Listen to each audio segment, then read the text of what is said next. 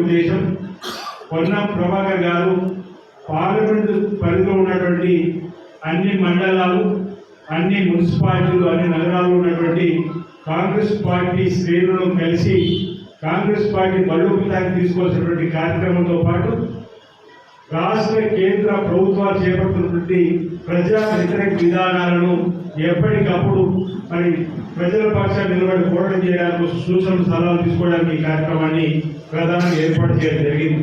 వారి సందేశంలో అవన్నీ అంశాలు కూడా చెప్పడం జరుగుతుంది.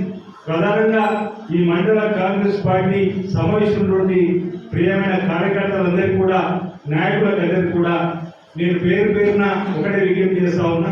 అనేక సమావేశాలు మనం మాట్లాడుకోవడం జరిగింది. ఒకసారి సమావేశం రావాలని చెప్పిన మెసేజ్ రూపంలో కానీ, గ్రామాధ్యక్షులు, మండలాధ్యక్షులు, రావాలన్న సర్పంచ్ కానీ మన జిల్లాకు సంబంధించిన బాధ్యతలు చెప్పగానే రావాలని చెప్పని మనం అనుకోవడం జరిగింది. ఆ విధంగా జరుగుతూ ఉంది. ఇప్పుడు కూడా నేను ఒకటి విజ్ఞప్తి చేయదలుచుకున్న మీ అందరికీ కూడా సమయం సంవత్సరం లోపలనే ముందస్తు ఎన్నికలు రాబోతున్న తరుణంలో మనం కాంగ్రెస్ పార్టీ కార్యకర్తలు అప్రమత్తంగా ఉండవలసిన అవసరం ఉంది. ఎప్పుడు ఏ సమావేశానికి మెసేజ్ రూపంలో సమావేశం రావాలని పిలుపునిస్తే అది నేను పిలిచినట్టుగా దయచేసి భావించడానికి మీ అందరూ కూడా నేను పిలుపుతా ఉన్నా. నేరుగా ఒకేసారి 200 మందికి ఒకేసారి మాట్లాడడానికి అవకాశం లేక మనం పని విభజన పెట్టుకున్నాం. మండల కాంగ్రెస్ పార్టీ అధ్యక్షులు, గ్రామ శాఖ అధ్యక్షులు, వార్డు సభ్యులు, వార్డు కమిటీలు, ఈ విధంగా జిల్లా కమిటీ సంబంధించిన బాధ్యతలు కాబట్టి వీళ్ళందరూ ఎవరు చెప్పినప్పుడు కూడా మరి కాంగ్రెస్ పార్టీ చెప్పినట్టుగా మేము భావించినట్టయితే మన సమావేశం విజయవంతం చేసుకున్న వాళ్ళు అవుతాం అనే సందర్భం చెప్తూ మా దృష్టిలో అందరూ ఉన్నారు. ఎందుకంటే ఉన్నటువంటి వాళ్ళందరూ కూడా చెప్పడం జరుగుతుంది. గంగమాడ చెప్పిన కాడికి, కార్యకర్తలు కానీ, నాయకులు చెప్పిన దానిలో ఒకరు ఎక్కువ ఒకరు తక్కువ కాదు పార్టీలు చెప్పి చెప్తా ఉన్నాం. ఈరోజు మనం గత 13 సంవత్సరాలుగా అధికారంలో లేకున్నప్పటికీ కూడా ఈ రుద్రగిరి మండలం కానీ, వివిధ నియోజకవర్గాలు కానీ ప్రజలకు ప్రభుత్వం మధ్యలో అనుసంధానంగా ఉంది. ప్రజల సమస్యలు పరిష్కారం ధ్యేయంగా పనిచేస్తున్నాం కాబట్టి ఈరోజు మనం కార్యకర్తలను కాపాడుకుంటున్నాం కాబట్టి ఈరోజు ఈ స్థాయిలో ఆదరణ పార్టీ సందర్భంగా నేను వ్యక్తం చేస్తూ మేము మీ అందరికీ కూడా ఇంతకుముందు మిత్రులు శ్రీనివాస్ చెప్పినట్టుగా ఓడినా మీ వెంట ఉంటే నేను ఇచ్చినటువంటి మాట కట్టుబడి మీ వెంట ఉంటున్నాం కాబట్టి మీరందరూ కూడా ఉత్సాహమైన కార్యక్రమం కలిగినట్టుగా నేను భావిస్తా ఉన్నా. రాబో రోజులు కూడా మనం ఎవరైతే ఉన్నామో అందరూ కూడా కుటుంబాలు ఉన్నాం. మా కుటుంబంలో ఎవరికి ఏ కష్టం వచ్చినా ఆ కష్టాన్ని తీర్చడానికి తప్పనిసరిగా నేను బిడ్డగా ఉంటానన్న మాట సందర్భంగా ఉద్రేకం మనతో పాటు వేయించుకుంటున్న ప్రతి ఒక్కరు కూడా తెలియజేస్తూ మరి ప్రధానంగా పెట్రోల్, డీజిల్, గ్యాస్ ధర పెంచుతా ఉంది. దానికి తోడు మనం ప్రతిరోజు చేసుకునేటువంటి మందు, గోళీలు కూడా డాక్టర్లు రాసించేటువంటి గోళీల ధరలు కూడా విపరీతంగా పెంచినటువంటి పరిస్థితి. దాన్ని తగ్గించాలని all India Congress committee, Pradesh Congress committee పిలుపునిస్తే జిల్లా కాంగ్రెస్ కమిటీ అధ్యక్షుడు నామపత్ర ఆధ్వర్యంలో లేదా ఇక్కడ మండల కాంగ్రెస్ పార్టీ గ్రామ శాఖ ఆధ్వర్యంలో అన్ని మండల కేంద్రాలు, 2 నియోజకవర్గ కేంద్రంలో మనం ధర్నాలు చేసినాం, రాష్ట్రంలో చేసినాం, దీక్షలు చేసినాం. దీనికి తోడు రాష్ట్ర ప్రభుత్వం తక్కువ తినామని చెప్పి కరెంట్ ఛార్జీలు పెంచితే, ఆర్టీసీ బస్ ఛార్జీలు పెంచితే ధాన్యం కొనుగోలు కేంద్రాలు ఉండవని కూడా రైతుల పక్షాన ధాన్యం కొనుగోలు కేంద్రాలు తెరవాల్సిందే, ధాన్యం కొనుగోలు ఎందుకు చేయలేదు బిడ్డ అని చెప్పి అన్ని మండల కేంద్రాలు మనం దీక్ష చేసినాం. మండల కేంద్రంలో దీక్ష చేసిన సందర్భంలో రైతుకు అండగా నిలబెట్టే కార్యక్రమంలో కాంగ్రెస్ పార్టీ రేవంత్ రెడ్డి పిలుపు కానీ, రాహుల్ గాంధీ గారు ట్విట్టర్ వేదికల ద్వారా కొనాల్సిందే వడ్లను తెలంగాణలో ప్రతి రైతు కుటుంబం అండగా ఉంటామంటే కలిగవలసిన పరిస్థితి అందరూ చూసిండ్రు. కేంద్రంలో రాజ్యమేమో ఇందిరా పార్క్ దగ్గర హైదరాబాద్ ధర్నా చేసి బట్లు కొనాలంటాడు. హైదరాబాద్ లో రాజ్యమేమో ఢిల్లీకి వెళ్ళి బట్లు కొనాల్సింది చెప్పని డ్రామా నాటకాలు, ధర్నాలు మనం చూసినాం. వాటిని మనం తిప్పికొట్టే విధంగా బట్టలు రోడ్ల మీద వేసి ఈరోజు అధికారం ఇచ్చింది రాష్ట్రంలో నీకు, కేంద్రంలో నీకు, మీరు కొనకపోతే పక్కన పాకిస్తాన్ వచ్చి శ్రీలంక కూడా కొనరని చెప్పని మీరు కొనాల్సిందని చెప్పిన బట్టలు మనం వేముల రోడ్డు మీద, డాంబర్ రోడ్డు మీద వేసి ధర్నా చేసినటువంటి సందర్భాలు సందర్భం గుర్తు చేస్తూ వీటన్నిటికీ దీవచ్చినటువంటి రాష్ట్ర ప్రభుత్వం ధాన్యం కొనుగోలు కేంద్రాన్ని ప్రారంభం చేస్తామని చెప్పి తూతూ మంత్రంగా ప్రారంభం చేసి గాలికి వదిలేసిన పరిస్థితి అందరూ గమనిస్తున్నారు. ఈరోజు రైతు రావాల్సిన పరిస్థితి 3 మాసాలు 6 కాలం కష్టపడి ధాన్యం కొనుగోలు కేంద్రాలు తీసుకొని వస్తే కొబ్బరికాయ కొనుక్కోవడం తప్ప కొనుగోలు చేయడానికి ఎవరు ముందుకు రావడం లేదు. తాడు పత్రికలు ఇచ్చే పరిస్థితి లేదు. ఈరోజు లాడ్లో కొనుగోలు ఉందంటుందో వర్షం పడితే తడిస్తే మళ్ళీ ఆరోగ్య పరిస్థితుల్లో రైతు మానసిక క్షోభకు గురవుతుండు. నిన్న రోజు మన రాత్రి కురిసినటువంటి అకాల వర్షానికి మన నియోజకవర్గంతో పాటు రాజన్న సిరిసిల్ల పక్కన నిజామాబాద్ జిల్లాలో కూడా అకాల వర్షంతో వడ్లన్నీ తడిసిపోతాం, మళ్ళీ ఎండబెట్టండి ఆరబెట్టండి మేము ఉంటామని కలెక్టర్ గారు అంటాడు. నేను అడిగాను నేను కలెక్టర్ గారిని, వాటి గోడని రుద్రంగి మండల సమావేశం మన కలెక్టర్ గారిని కోరుదాం. ఈరోజు తాటిపత్రి లిస్ట్ ఉంటే ఈ వర్షానికి ఈరోజు వడ్లు తడిసిండేది కాదు. చీరలు పెట్టి ఆరబోతుండ్రు మీరు ఇచ్చినటువంటి ఏదైతే బతుకమ్మ కోసం ఇచ్చిన చీరలు ఈ రోజు మా తల్లులందరూ కూడా రైతులందరూ కూడా ఆరబోసేటువంటి క్రమంలో చీరలు సరైన విధంగా ఇన్సూరెన్స్ పెట్టి ఆ పంట నష్టపోయిన వాళ్ళకి నష్టపరిహారం అందజేసే విధంగా.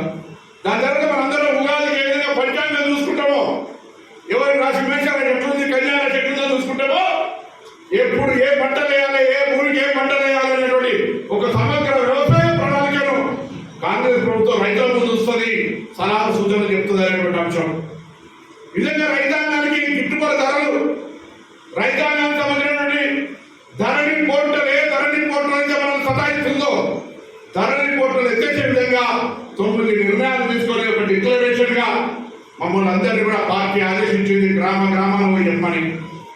నేను 45 మండలాలు తిరగాలి. నేను 45 మండలాల నుంచి మీకు చెప్పగలుగుతా.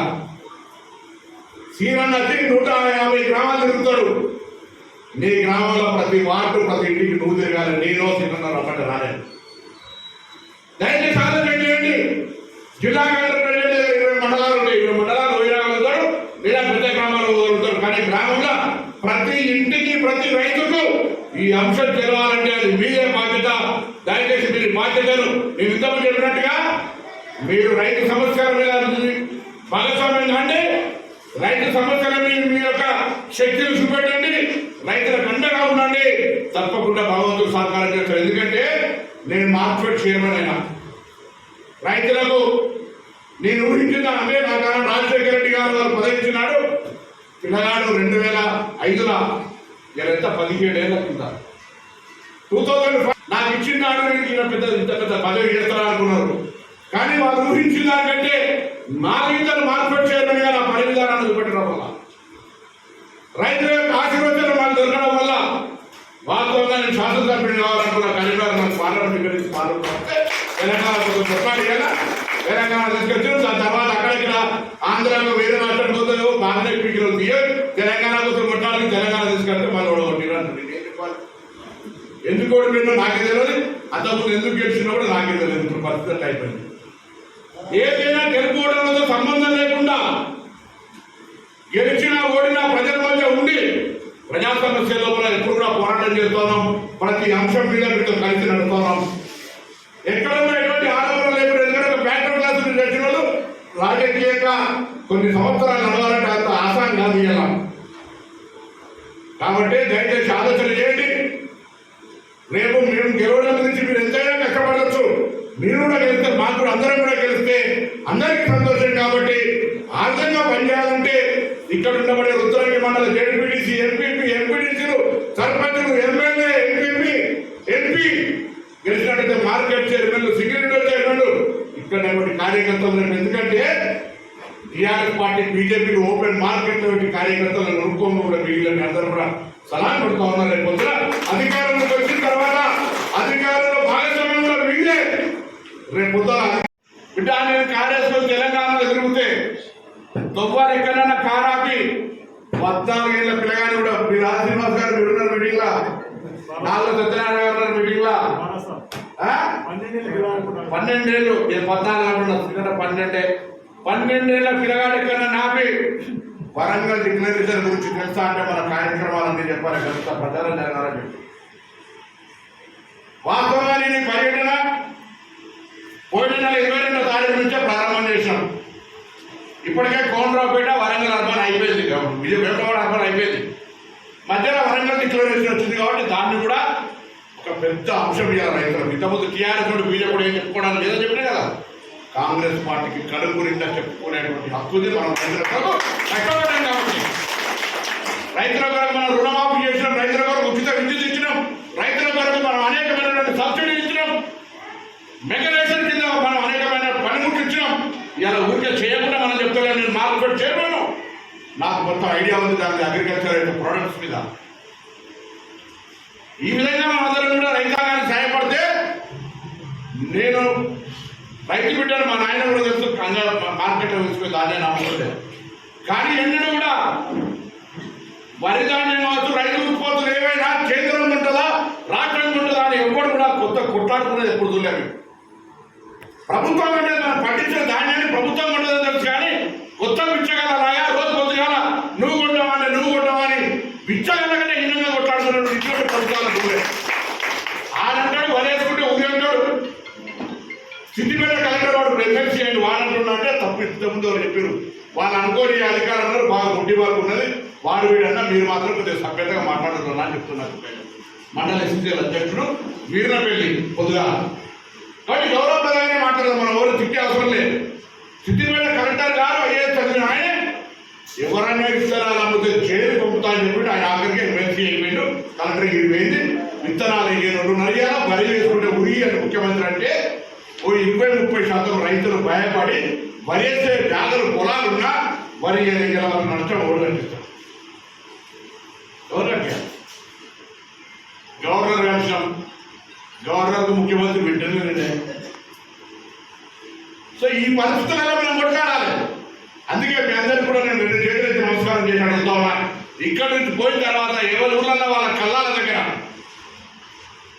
ఏమని వీరనపల్లి ఇప్పుడే మార్కెట్ పోయినా 40 కిలోల సంచుకి అధికారికంగా 2.5 కిలోలు జోపుతున్నారు. బాగా చెప్తా ఉన్నాడు, 2.5 కిలోలు. రైతు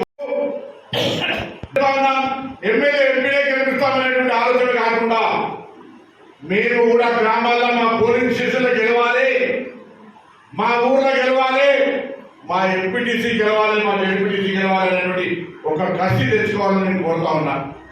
ఎట్లా మన కరోనా అప్పుడు మన డాక్టర్ దగ్గర పోతే డాక్టర్ ఒకటే చెప్పిండు, కరోనా తప్పించుకోలేము, మీ దగ్గర రోగ నిరోధక శక్తి ఇమ్యూనిటీ పెంచుకోమని అన్నాడా? ఐడియా ఉందా మాట? కొత్తగా ఇమ్యూనిటీ అంటే ఎవరికైనా కొద్దిగా రోగ నిరోధక శక్తి పెంచుకోమంటే మునక్కాయ నీళ్ళు తాగినాం, దాల్చిన చెక్క నీళ్ళు తాగినాం, నిమ్మకాయ నీళ్ళు తాగినాం, అనేకమైనటువంటి కార్యక్రమాలు చేసినాం. ఇవాళ కూడా ఈ టీఆర్ఎస్ బీజేపీని ఎదుర్కోవాలంటే కాంగ్రెస్ పార్టీ దగ్గర ఇమ్యూనిటీ వెళ్ళాలి, బలం వెళ్ళాలి.